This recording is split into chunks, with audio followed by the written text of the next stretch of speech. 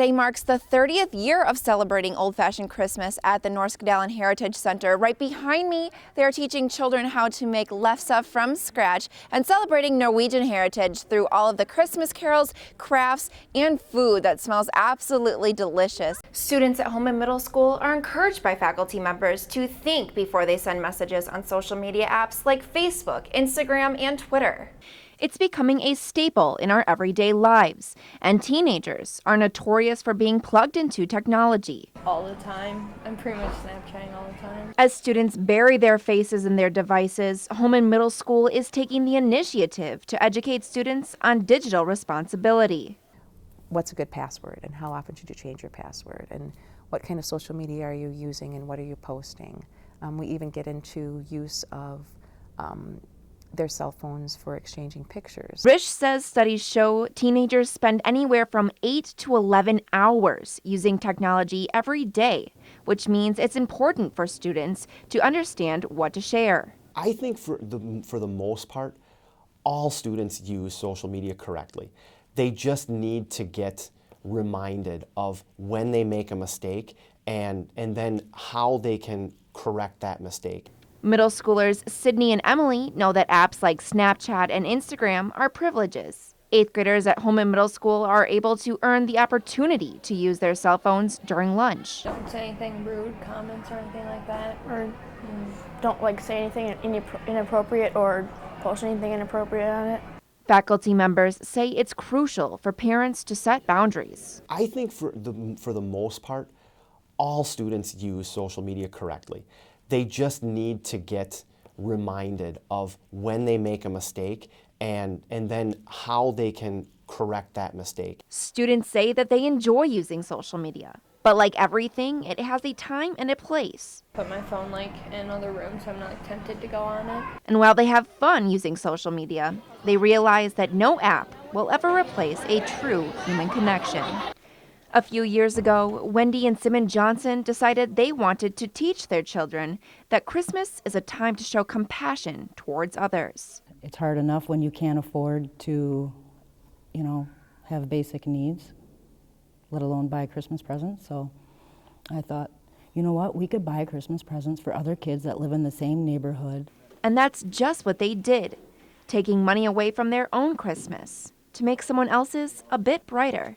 Little did the Johnsons know when they shared their gift-giving idea with their pastor that it would end up turning into a Christmas Eve tradition for their entire congregation. It's a touch point for us as a congregation to pull together. We're doing this together. It's not just a few individuals doing it. No, there's 30 to 40 people that will go out together and touch the community together. Thanks to the Johnsons, La Crosse Christian Church delivers hundreds of gifts to low-income families around the area. And the reaction of those who wouldn't otherwise have a Christmas is priceless. And they were saying, can you believe this? I can't believe if people would come and do this, Christmas Eve will mark the 5th year the congregation will deliver presents around the community. We'll do some things later on in the evening with my family, but this is what Christmas Eve is all about for me, and I know for a number of people, this is what we do every Christmas Eve. For the congregation, it's more than simply wrapping presents. It's an opportunity to give the gift of holiday spirit to those who need it most. 25 children with a pool of different abilities all have one thing in common. They love to swim. Why do you like to swim?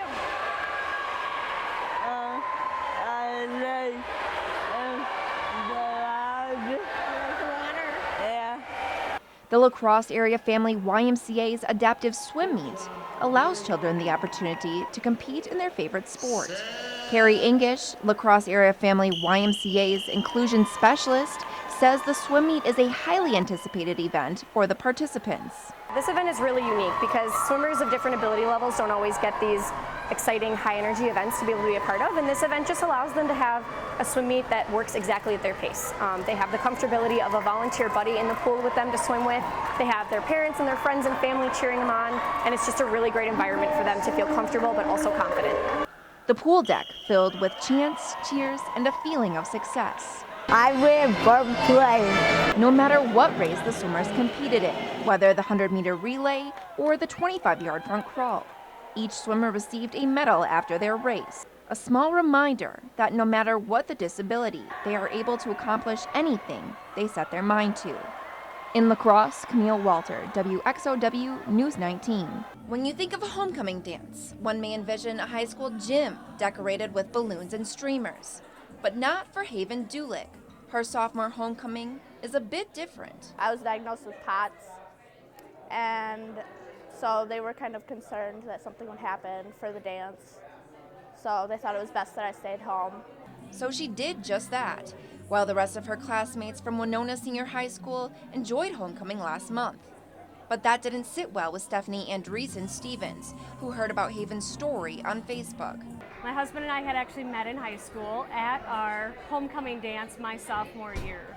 And just the year before, I had been in a wheelchair for part of the time as well. And I remember being an ill teenager. It meant the world to me to have my friends close by and look forward to things like homecoming to kind of get you through the harder times.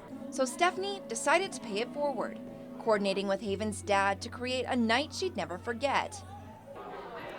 It's really nice to know that random people are just willing to do this for me and put this so much effort into it, and it just feels really amazing. Like, I feel so loved. Haven and her friends spent Saturday night dancing the night away, all thanks to a complete stranger. To be able to see the light in Haven's eyes and see her glowing and having a great time, it just means the world to me. Toward the end of the night, Stephanie had one final surprise for Haven. A newly crowned queen, creating special memories with friends and family, and a stranger who has become a shoulder to lean on.